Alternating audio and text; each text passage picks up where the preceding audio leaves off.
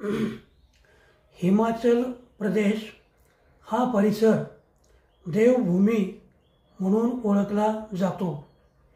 1 वर्षापूर्वी मार्च महिन्यामध्येच देवभूमीचा हा परिसर मी स्वतः फिरून पाहिला। त्यावेळी देखील हिमवर्षाव होत होता। आजही पाऊस व हिमवर्षाव होत असल्याने माझ्या आठवणींना उजाळा मिळाला। नमस्कार, मी प्रदीप जोशी, मुक्त पत्रकार। माझ्या साहित्य प्रदीप जोशी तात्यांचे या यूट्यूब चॅनेलवर आपणा सर्वांचे मी हार्दिक स्वागत करत आहे। वृत्तपत्रातील बातम्या व दूरदर्शनवरील वृत्तांत मी आज पाहिला आणि 1 वर्षापूर्वी भेट दिलेला देवभूमीचा परिसर डोळ्यापुढे एखाद्या चलचित्रपटाप्रमाणे येऊन गेला। आज येथे 200 पेक्षा अधिक रस्ते बंद आहेत। मनाली अंधारात आहे। रस्त्यावर पाणी आल्याने अनेक वाहने वाहून जात आहेत।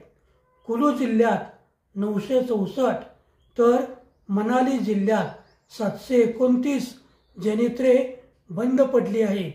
त्यामुळे अंधाराचे साम्राज्य निर्माण झाले आहे। मुळात छोटा रस्ता, त्यात बर्फाचे ढीग, यामुळे लोकांना यातायात करावी लागत आहे। बऱ्याच ठिकाणी संपर्क तुटलाय। शिमला जिल्ह्यात मुसळधार हिमवर्षाव सुरू आहे। काल रात्रीपासून पाऊस पडत आहे। मनालीत 1 फूट हिमवर्षाव झाला आहे। हवामान खराब आहे। हिडिंबा मंदिराच्या छतावर झाड पडले आहे। त्यामुळे पुरातन काळातील हिडिंबा मंदिराचे थोडेफार नुकसान देखील झाले आहे। सोलांग नाला येथे 2 ते 3 फूट बर्फ साचले आहे। अटल बोगद्याजवळ 3.5 फूट हिमवर्षाव झाला आहे। लेह मनाली महामार्ग बंद आहे। येथील बर्फवृष्टीचा अनुभव अनोखा असतो। मी स्वतः त्याचा अनुभव घेतला आहे।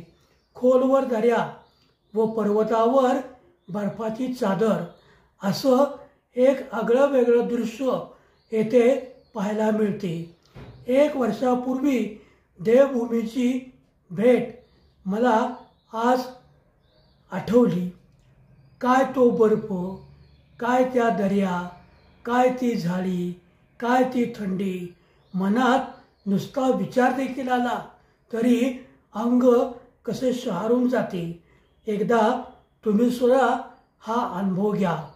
फेब्रुवारी ते एप्रिल दरम्यान शिमला, कुलू, मनाली या ठिकाणी अवश्य भेट द्या। स्वर्गीय भूमीचा मनसोक्त आनंद लुटा। मला जी माहिती होती ती माहिती मी आपल्यापर्यंत पोहोचवली। आपणाला ती आवडली असेल तर माझे चॅनेल सबस्क्राईब करा, लाईक शेअर करा, ही एवढी आपल्याला विनंती करतो। धन्यवाद।